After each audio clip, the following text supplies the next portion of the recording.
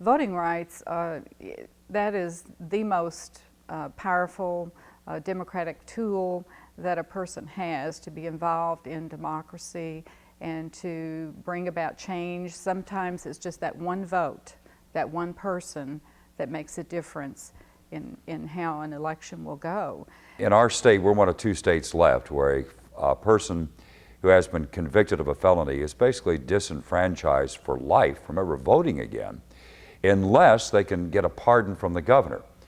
These organizations are working to make the restoration of voter rights automatic, and that means a constitutional amendment. Studies have been done to show that there is less recidivism if people are integrated back into the community and allowed to vote, that they take more of an interest. The people I've met while I worked with Kentuckians for the Commonwealth, they actually gave me an opportunity to be an electoral organizer in Kentucky, which means I go out in communities, create events.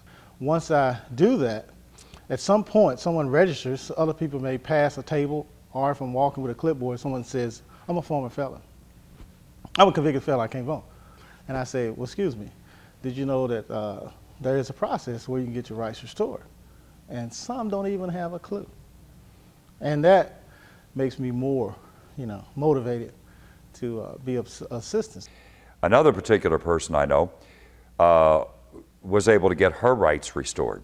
Not only was she reinvigorated, knowing that now she's become a productive member of society, and she's now allowed to vote for the people who represent her, she's now passing on to her children the importance of being able to participate in a democratic society and how important it is to vote. And now her children are excited when their opportunity comes to vote. Those children may impact 3 or 4 more. I believe that the League has a fervor for protecting voting rights because of the suffragist movement that finally in 1920 culminated in the passage of the 19th Amendment. But that only passed in Congress because of one man's vote that finally allowed women to have the right to vote. And so the whole idea is to take that process out of the governor's hands and have it as a constitutional amendment for which the public has the opportunity to vote on and decide what should happen.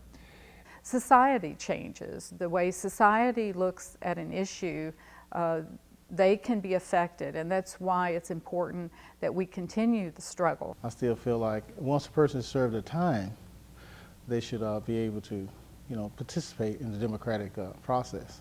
If I'm going to be represented by somebody who is going to determine the laws, the taxes, and how my future may be, I should have a right to have a say in what happens within my community.